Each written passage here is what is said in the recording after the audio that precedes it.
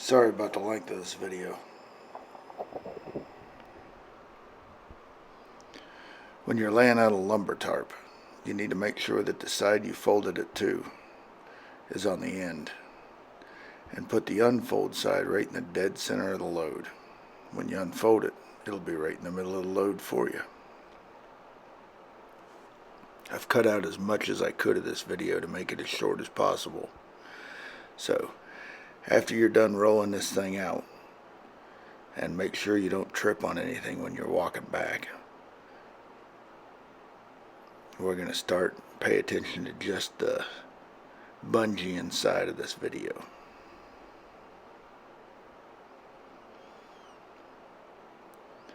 You'll get to see this a few times, but if you notice, my hand was held right on the bottom of that tarp. You want to hold your hand there so that you can fold the tarp up over your hand. And you want the front part of the tarp to pull forward. And this next bungee that I'm putting on is just to keep the fold that I put from coming out from under the tarp. As soon as I got it tight, I could let go of it.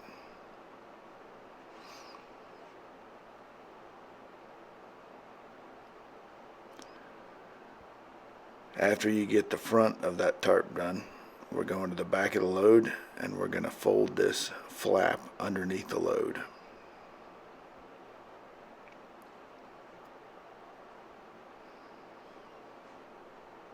I've been putting off making this video because I never have a perfect tarp, and I figure I never will, so apologize for the old wore out equipment.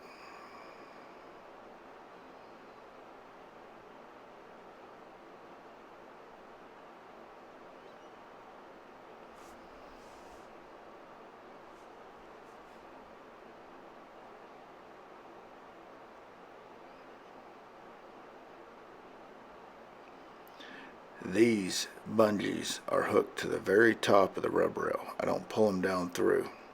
It's easier, and you want speed when you're doing this stuff. And it keeps the tarp from being pulled out farther from the rub rail. When you're folding this up, you want to pull the inside of the tarp, not the back of the tarp.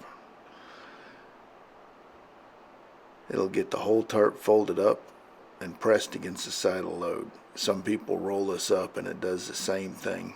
This is just the way that I do it here. And if you notice, I've got two bungees out. I'm going to hook those two bungees to the side so that I have two free hands. I didn't show you the fold part of that, but I could easily grab my bungee and hook it to the one after I was done with my hands free.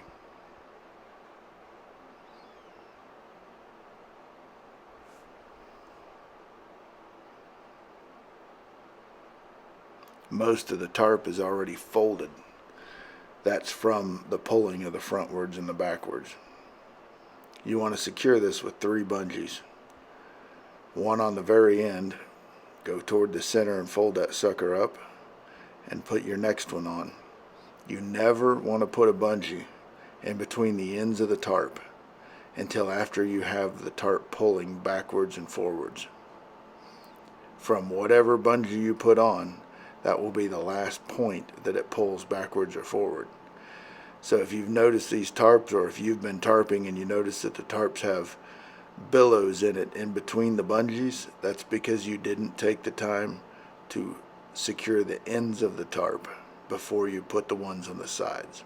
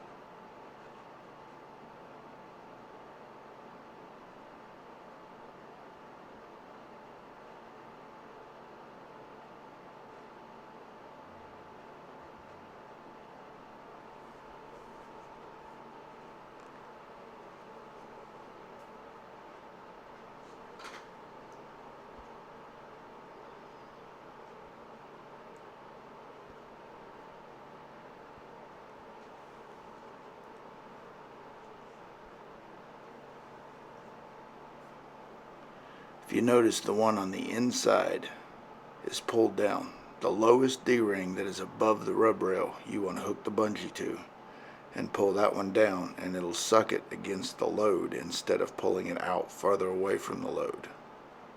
This will help with fuel economy, and it'll keep your tarps from wearing out faster.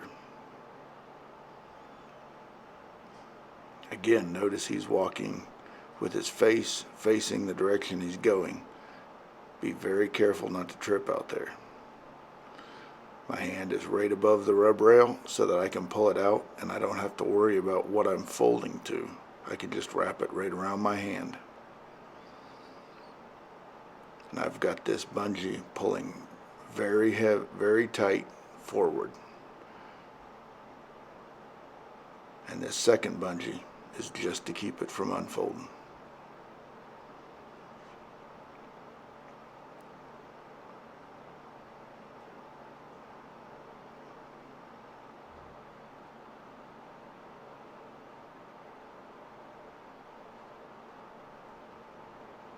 Same thing, his hand is above the rub rail, but it's lined up so he can fold right underneath his hand. No matter where he moves it, it's going to come perfectly to that rub rail every time.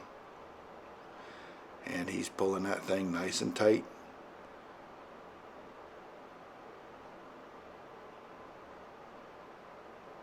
I left this piece on there. If you noticed, he had to flip that hook around so it's facing outward. If you put a hook of a bungee facing the tarp, the wind will put a hole in that tarp every time. It's not something that might happen, it will happen. This is just like the back, only the flap goes on the outside for the front of the tarp. He's going to use 2 bungees, and you can see it stuck to the side of the rub rail, waiting for him to be hands free again so he can work with it. He's rolled up the inside of the tarp, not the outside.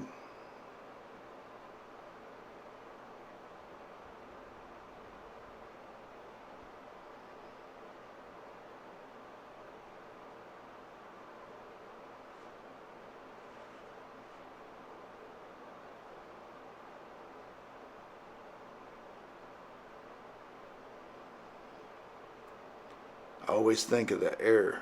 When the air is flowing at that tarp, you want the flap covering any holes that the air might get to.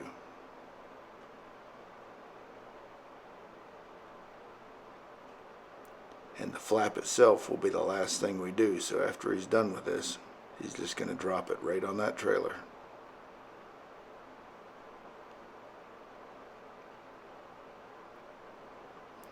Same thing, we're putting 3 bungees down the sides. That'll keep it from pulling left or right.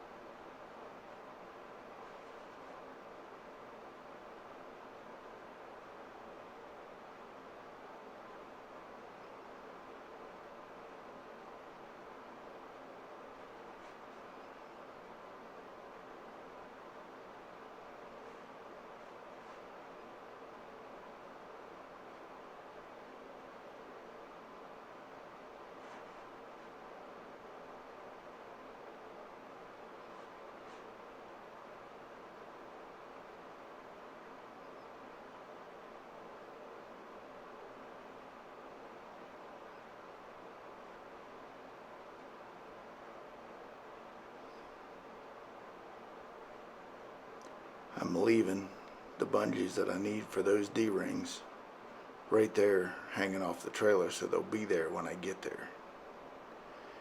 And then I'm going to hang all the extra bungees on the D-rings instead of trying to do this with a handful of bungees.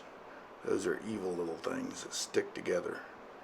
I'm going to hang every one of them, and then I'll walk through when I've got both hands free to work with.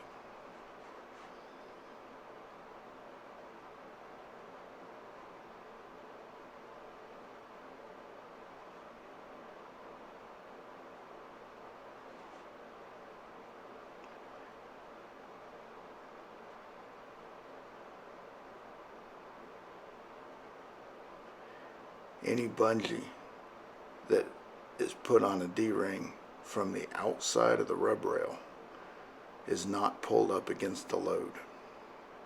So you want a bungee on every D-ring pulling behind the rub rail. I see a lot of people doing it from the top down because it's easier. Easier doesn't always look the best.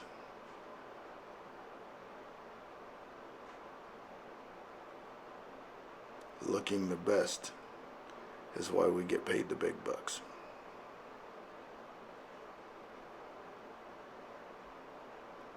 Now that you've got both hands free, you can walk around the trailer very easily with both hands and bungee them a lot faster than fighting with every D-ring.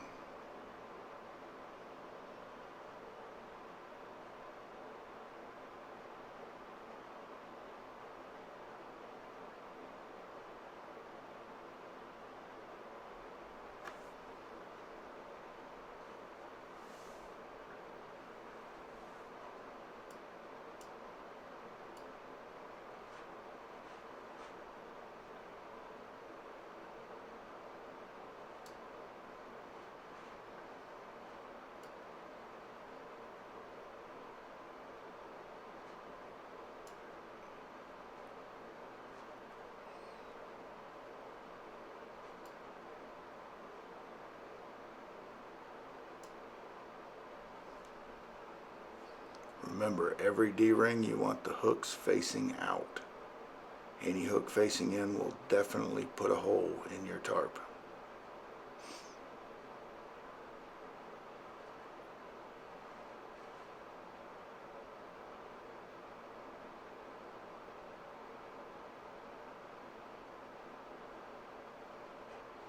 If you have to hook a D-ring or a bungee to the side of the trailer, don't hook it underneath the trailers. Hook it to the side of the trailer so that you'll have access to go through those holes with straps or other bungees or whatever you might need.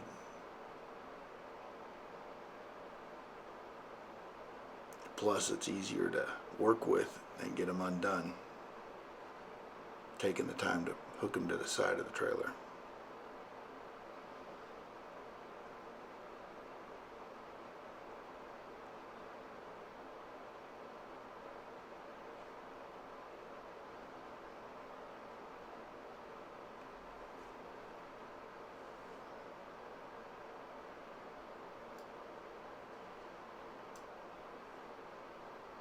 Here's the end of this. Make sure that the excess tarp or excess flap is pushed upward instead of hanging down. That'll keep it pressed against the load so it won't come off when you're driving down the road.